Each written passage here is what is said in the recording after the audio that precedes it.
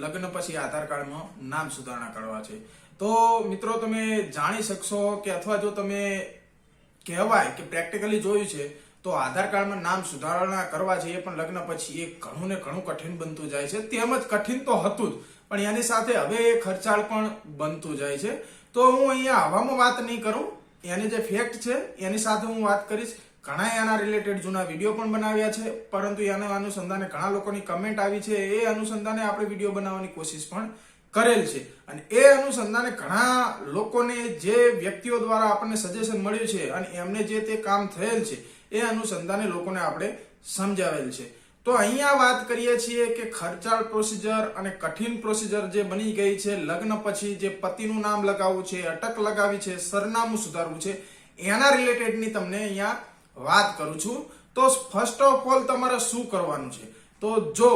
જે તે સ્ત્રીનું આધાર કાર્ડ એ બાળ આધાર કાર્ડ હતું, જે તે વખતે જે તે સમયે તેમના પિયર પક્ષમાં તેમનો અંગૂઠાની છાપ છે એ આવતી નથી, અથવા કહેવાય છે કે આવી બધી જે તે પ્રોસિજર એમને કરેલી જ નથી, તો ફર્સ્ટ ઓફ ઓલ તમારે તો એવું કરવાનું કે એ આધાર કાર્ડમાં કોઈ ડિટેલ ચેન્જ નહીં કરાવવાની। એ આધાર કાર્ડમાં તમારે બાયોમેટ્રિક જે તે સ્ત્રીનું અપડેટ કરાવવું, જેવો કે ફોટો છે, ફિંગર છે, મોબાઈલ નંબર છે, બસ આટલી ડિટેલ તેમાં અપડેટ કરાવો, બાકી કોઈ પ્રોસિજર કરશો નહીં। જેથી તમને ખ્યાલ હોય તો આધાર કાર્ડનો જે કાયદો છે 2016માં બનેલ છે અને એ અનુસંધાને નવા ને નવા સુધારા થતા ગયા છે। એ અનુસંધાને જે તે વ્યક્તિના સુધારણા માટે અથવા બાયોમેટ્રિક અપડેટ માટેની કંઈક લિમિટ છે એ બનાવવામાં આવી છે। જેવું કે તમે નાનું બાળક હોય તો એ આધાર કાર્ડ અપડેટ માટે તમારી જે તે પ્રોસિજર છે એ 5 વર્ષ પછી તમારા જે તે બાળકનો જે ફોટો છે,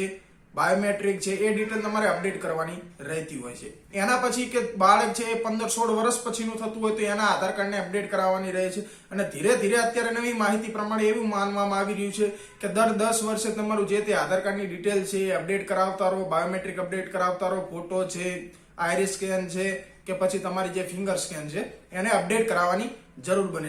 તો આવી રીતે તમારે જે તે આધાર કાર્ડમાં તમારે પ્રોસિજર કરવાની રહે છે। તો અહીંયા મેં પહેલા તમારે વાત કરી લીધી કે જે બાયોમેટ્રિક તમારું અપડેટ કરાવો, એના પછી જે તે સ્ત્રીના જે તે લગ્ન થયા છે ને તે સાસરી પક્ષનું પતિનું નામ અને અટક અને સરનામું જે તે તમારે કરવાનું છે, એના માટે તમારે શું કરવાનું બની શકે છે, તો તમને અહીંયા હું એક પેપર કટ છે કે જે લોકોની માંગ ઉઠી રહી છે એ અનુસંધાને જે તે તમારા સુધારણા થાય છે એ પેપર કટ તમે વોટ્સઅપ અને ટેલિગ્રામ ચેનલ પર અપલોડ કરી દઈશ, ત્યાંથી તમે જોઈ શકશો। ઇવન હું અહીંયા તમને બતાવવાની પણ કોશિશ કરું છું, તો તમે તેને વાંચી શકો છો। તો આ રાજ્યોમાં જે તે તમારું મેરેજ સર્ટિફિકેટ જે તે તમારું બનાવવામાં આવતું હતું અને એમાં જે પતિ પત્નીનો ફોટો છે લગાવવામાં આવતો હતો, જે અનુસંધાને તમારે જે આધાર કાર્ડમાં જે તે સુધારણા કરવાના હતા, તો મેરેજ સર્ટિફિકેટના આધારે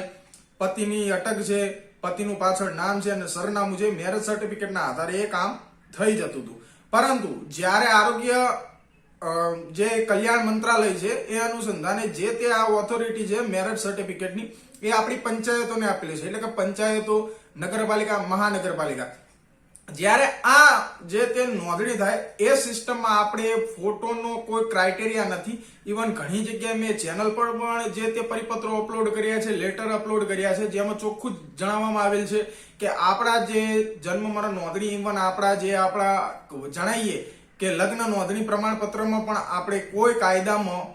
ફોટો લગાવવાની કોઈ ક્રાઇટેરિયા છે નહીં। બાકી ઘણા રાજ્યો છે જ્યાં પણ ફોટો લગાવવાનો ક્રાઇટેરિયા છે અને એ અનુસંધાને જે તે તમારે સુધારણા છે એ તમે કરી શકો છો। તો તમારે શું કરવું જરૂર બને છે, તો તમારે જે તે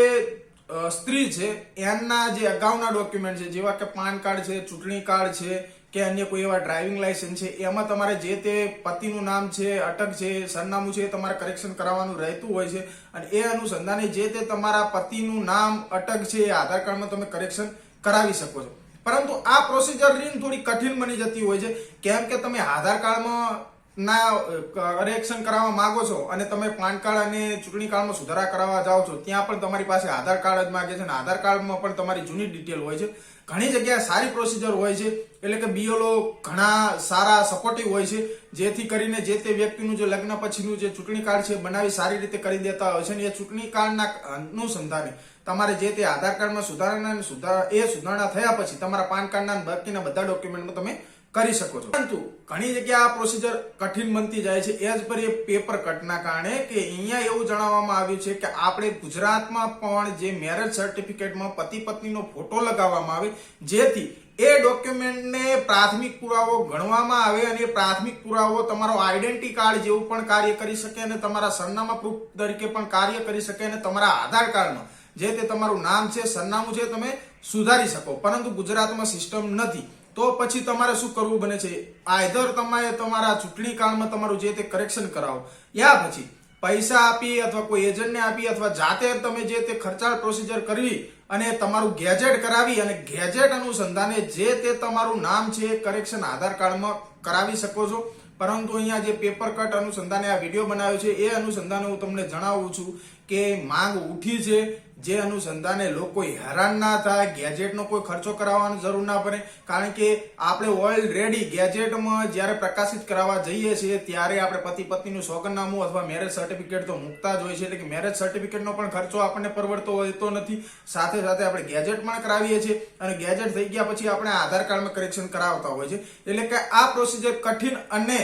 ખર્ચાળ બની જતી હોય છે. એટલે આપણી આવી એક માંગ છે કે જેથી આપણા જે મેરેજ સર્ટિફિકેટ છે એમાં ફોટો લગાવવા માટેની જે તે પ્રોસિજર છે, પ્રક્રિયા છે કે જે તે કાયદામાં સુધારો લાવે અને જે આપણો ફોટો છે, જેવો કે રાજસ્થાનમાં જ મારા ઘણા મિત્રો છે કે જે ગુજરાત અને રાજસ્થાન બોર્ડર પર રહે છે અને હું આ પ્રેક્ટિકલી તમને અહીંયા જે તે વાત છે જણાવું છું કે એમને જે લગ્નનો વ્યવહાર છે રાજસ્થાનમાં થતા હોય છે એટલે કે રાજસ્થાનમાં એમના લગ્ન થાય છે અને ત્યાંના એમને મેરેજ સર્ટિફિકેટ મળતા હોય છે જેમાં પતિ પત્નીના ફોટા હોય છે અને એ જ સર્ટિફિકેટથી એમના આધાર કાર્ડમાં સરનામા અને અટક જે નામ મેં તમને કહી આધાર કાર્ડમાં નામ અટક અને સરનામા એમાં સુધારણા થાય જ છે. એટલે આપણે પણ ગુજરાતમાં આવી જે તે પ્રોસિજર એ બને અને આપણને કોઈ ઇસ્યુ ના આવે